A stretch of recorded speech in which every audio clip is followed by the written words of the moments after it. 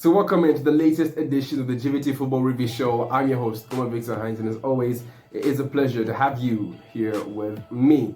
And so it was another entertaining, enthralling, and captivating night of UEFA Champions League action as a few teams kicked off match week 4 on Tuesday night, which definitely did not disappoint. Now, a few teams have already booked their place in this season's knockout stages precisely. Sevilla, Chelsea, Juventus, and FC Barcelona have all booked their tickets to this season's round of 16 stage, which will be played in 2021. Now, we're definitely going to take a deep dive into some of those games, and we'll start off at Chelsea, as Chelsea took a stead reins in France with Frank Lampard and his men getting the 2-1 victory over the French outfit. And this is a performance that I think Frank Lampard will be delighted with. Now, there were a few obstacles, there were a few scary moments here and there, but at the end of the day, he managed to get all the 3 points and qualify to the knockout stages. Now, Chelsea started off in the fashion that we all expected them to.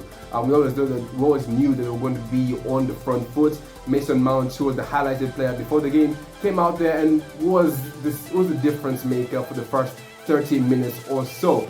He played in Callum Hudson-Odoi, who was clean through on goal, one-on-one with the goalkeeper. When the goalkeeper came out to meet him, he just slid the ball through his legs and continued where he left off over the weekend. Now, after those first 30 minutes, it looked like Chelsea had lost their zeal, and instead Rennes managed to get into the game, and they had plenty of chances to get on the score sheet and get an equalizer, but that didn't happen until after the first 45 minutes. Now, when they came out for the second half, said Rennes managed to get themselves back with an equalizer. And if you watched the second half, you thought to yourself that, Stade Rennes could actually pull off a shocker and actually beat Chelsea in that game. However, when you have the quality at the disposal the way Frank Lampard has, then there's always a chance that that quality is going to turn up. And he threw in the likes of Hakim Ziyech, he threw in the likes of N'Golo Kante, the likes of Olivier Giroud, who proved to be the match winner on the day. Now, Hakim Ziyech came in, played in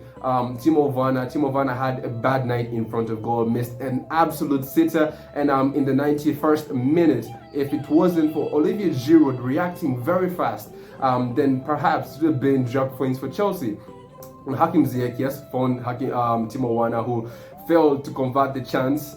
It bounced off the goalkeeper, the ball suspended in the air. We all thought that, the defender is going to head this ball away. But we all know what Olivier Giroud's qualities are. We all know what he offers. He is one of the most dominant players in the air in world football. He was fast. He soared well and high above the defender and put in a lot of energy behind that header to put Chelsea into the lead and give them all the 3 points. And this is just Olivier Giroud showing why Didier Deschamps 2 times out of 3 will always pick Olivier Giroud in the French starting 11. Now, he's found it quite hard to get into the starting 11 at Chelsea, but those sort of performances always has to remind the manager that you have an option on the bench. You have a world-class striker. I think over the course of his career, Olivier Giroud has been quite underrated, but whether he's underrated, overrated, whatever you want to call it, every time he's been given the opportunity, he performs. Every time he's been given the chance to go out there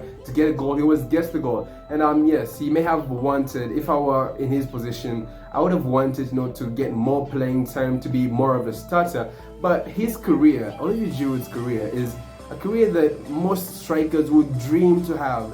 A career that you look at, they're like, wow, he's had a career, regardless, he's always coming off the bench. And I think once he does retire, we'll look back at it and say, all right, yes, I wasn't the dominant strike, I wasn't always the first on the score sheet, but I always proved my worth. I always went out there and showed the world that, I've worked hard to be a professional football player, I've worked hard to be at the clubs that I've been at, and yes, I've deserved to win the World Cup, I've deserved to win the trophies that I've had. And he's just showing Frank Lampard that, I'm here as an option. And he said that he's trying to get into the Euros. He's definitely a starter, he's definitely an option always for Didier Deschamps. But on the night, it was a performance that Chelsea would have wanted, not one that they would have wanted to go out maybe in the sense of the way they played, but they got the result and are in the knockout stages. Now, Sevilla also had to leave it late, getting the 2-1 victory over Krasnodar, but it was just enough for both the teams in Group E to qualify for the round of 16. Now in Group H, Manchester United had a comfortable 4-1 victory over Istanbul Başakşehir, getting their revenge over the Turkish outfit who defeated them away from home last time out.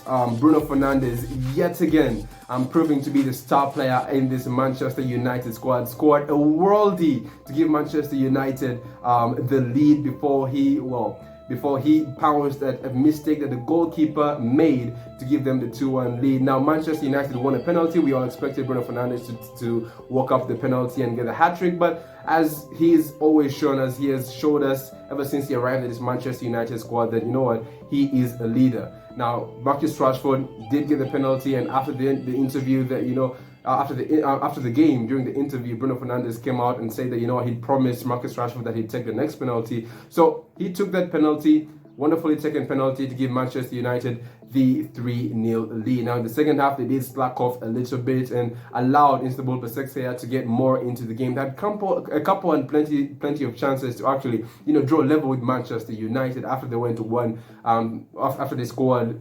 1 goal to cut the deficit to 2. But Manchester United, with the quality that they had on the pitch that day, from the moment I looked at the starting 11, I thought to myself that Manchester United has to go out there. They have to go and attack. They have to go and express the attacking sense of them, because it's a pretty attacking side. You had the likes of Van der Beek in there. You had Bruno Fernandes in there. You had Martial, Rashford, Edison, Cavani.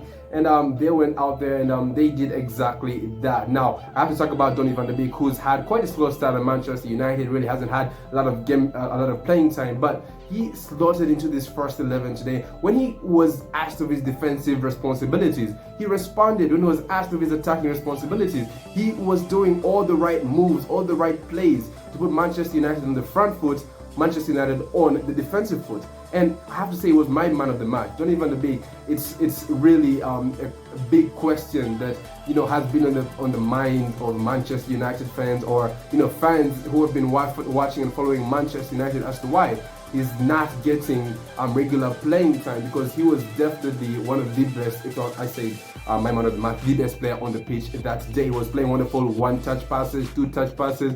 Bruno Fernandes enjoyed himself. You could just tell how those two were playing and were just connecting. They knew where to find each other. The ball movement off the ball, the movement off the ball was just, you know, it's like they had this telekinesis, and it's going to be interesting to see just how Ole Gunnar Solskjaer fits him into the first 11 moving forward. But it was a wonderful performance. Mason Greenwood came in later on. Halfton Parfield, haven't seen a lot of him this season. Also, he's had his off the field issues, but on the field, when he's been given the chance, he's been showing us the flashes of what we saw towards the end of last season. And this kid has tremendous potential. He always wants to go in, try to get the goals. He wants to put his players on the front foot. And once you have the likes of Greenwood, you have the likes of Bruno Fernandes, Marcus Rashford, then Manchester United just have to keep the consistency. And if they do manage to keep the consistency, then who knows just where they could end up. As I say, this season the Premier League is wide and well and truly open. If they can form and get together a string of wonderful results, then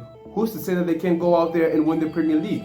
It's an open Premier League. Now that's a bold statement, but it is possible. As Tottenham can win the Premier League, Chelsea can win the Premier League, Liverpool can win the Premier League, Manchester United can win the Premier League. But they are top of Group H. PSG, Leipzig are level on points, just behind them, with PSG in second place and RB Leipzig in second place on 6 points. PSG got a 1-0 victory over RB Leipzig, not the convincing victory they would have wanted.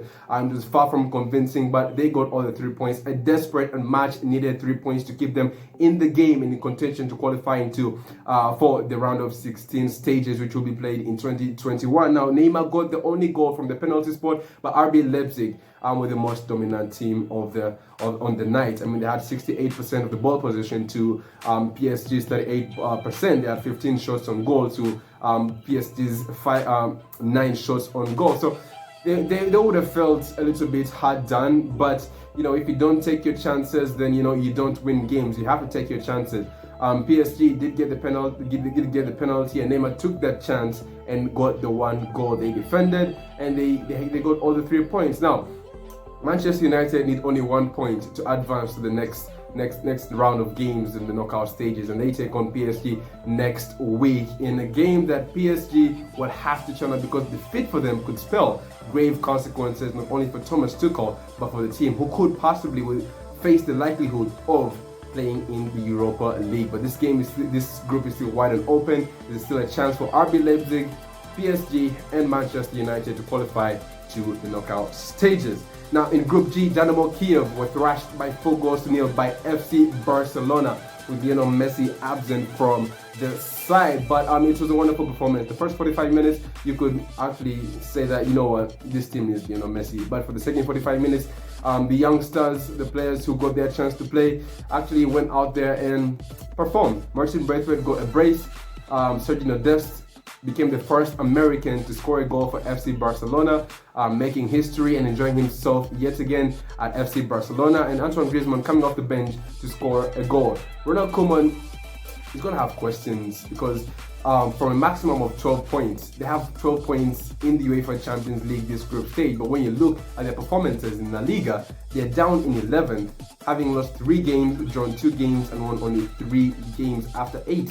You know, it's not the usual Barcelona. This is so unlike FC Barcelona in La Liga, but when you see what they're doing in the UEFA Champions League, you know, it's a contradiction. You wonder what is going on. And, you know, Messi was not in the game, yes, and there is no need to talk about Lionel Messi, because the players went out there and they performed. But that question is going to come up. That's, you know, that sort of theory is going to come up. They play better without Lionel Messi, given the way Ronald Koeman wants to play. You know, Lionel Messi, yes, is one of the greatest players of all time, and that you have to find a way to play to his strength. And that is perhaps the issue that Ronald Koeman is having right now. How do I get the best out of the other players, but at the same time get the best out of Lionel Messi? That's a question that he's going to have to try and find answers and solutions to. But they did well, they played well, got 4 goals, got 3 points, and are through to the round of 16. But there is still a lot of work to do for Ronald Koeman, because that was Dynamo Kiev. What happens when you face the likes of Bayern Munich, when you face the likes of Real Madrid, more stronger sides? Do you have a plan in place, you know, with Messi or without Messi? That's the question, and he has to find answers and solutions. Now Juventus left it late, getting the 2-1 victory over Ferencváros. Ferencváros got on the front foot, and they look to be on course to get one of their greatest performances ever from a Hungarian side. Now they got on the front foot by Cristiano Ronaldo in typical Ronaldo fashion from outside the box. A wonderful left-footed strike to get Juventus the equalizer. But from then on, it looked like Ferencváros had resigned that, you know what, we cannot go out there. We cannot be bold enough to go out there and try to get this victory against Juventus. So what we should do is close the door. We should drop deep, and we should try to see out this draw. And it's worked for just some time. Juventus half and puffed. They looked a bang on average side for for most of the second half. And Ferencváros just repelled everything that Juventus threw at them. Ronaldo looked to be isolated. There were no balls coming in from him. It was not until Alvaro Morata was thrown in by Andrea Pirlo that something started to tick for Juventus, that they started to open up little gaps from this Ferencváros deep defending. And he is a player in full confidence. A player like Alvaro Morata, who's just been scoring goals. He's now scored, 5 goals in 4 matches, as he scored the winner for Juventus. He played in Cristiano Ronaldo here and there. He got a wonderful chance where he hit the post, and it wasn't until the 91st minute when Danilo played a wonderful ball in over the top for Cuadrado, who puts in a wonderful pace, fast cross for Morata to head it in to give them all the 3 points and qualify for the round of 16. But if you're Andrea Pirlo, you have to find ways of breaking down the opposition when they decide to drop deep, because they have the quality, they have the players, but they have to find a way of carving something out. R2 was brought into question yet again. He did manage to have most of the ball, to just possess the ball, spread the ball, but he just wasn't having those killer instinct passes. And he has to find that player, whether you can transform him, whether he can be able to transform him into that sort of player, that sort of Pjanic model player, or find someone who is really good on the ball, who can penetrate those balls and try to carve something out of nothing when a team drops deep. But those are all theories, are all things that you have to work on back on the training ground, back on the drawing board. But on the night, they got the 2 goals, defeated Ferencváros 3 points, and are through the knockout stages. And that's at the end of the line. That's what you want your team to do. You want them to get the result. And they say everybody has the fire. Both teams have the fire, but the champions know how to ignite the spark. And Juventus ignited the spark at the right time and got their way through to the round of 16. In Group F, Borussia Dortmund got a 3-0 victory over Club Brugge, with Erling Haaland scoring his 6th goal of the week. This boy knows no limits, showing everybody just why he was this year's golden boy, why he is this year's golden boy. This boy has tremendous potential, and he's still, 19, 20 years old, and still has a lot to learn from football if he can keep himself grounded and keep on this path that he has carved out for himself. It's going to be interesting to see just how far this kid can go. It's Ronaldo-esque. It's Ibrahimovic-esque. You know, he's scoring goals left, right, center, left foot, right foot, header. He's fast, he's strong, and Borussia Dortmund are loving that they managed to get this player from all the other European teams around the globe, most especially Manchester United. While Lazio got a 3-1 victory over Zenit St. Petersburg, although none of the teams in Group F have qualified just yet for the knockout stages. Now, it was a wonderful performance. It was a wonderful night of Champions League action on Tuesday, and the action does not stop there, as we have another round of fast-flowing quality football coming up to you this Wednesday. And here are some of the games that you can look forward to. Olympiacos take on Manchester City, while Borussia Mönchengladbach take on Shakhtar Donetsk. They are having the time of their lives in the group that they currently lead, while Marseille play FC Porto, Liverpool play Atalanta, and of course we have that big game, Inter Milan taking on Real Madrid, in a must-win game for both teams, as nothing or loss could spell grave consequences for both managers and the team. Bayern Munich play Red Bull Salzburg, Atletico Madrid take on Lokomotiv Moscow, while Ajax take on FC Midtjylland. So it's an entertaining Wednesday coming to your television screens, with European football coming up to you and a number of games for you to choose from. But for now, we're going to end this video here. I'm going to say goodbye. Hope you guys enjoyed it. Leave a like if you did. Subscribe, and I'll see you guys all next time. Peace out for now.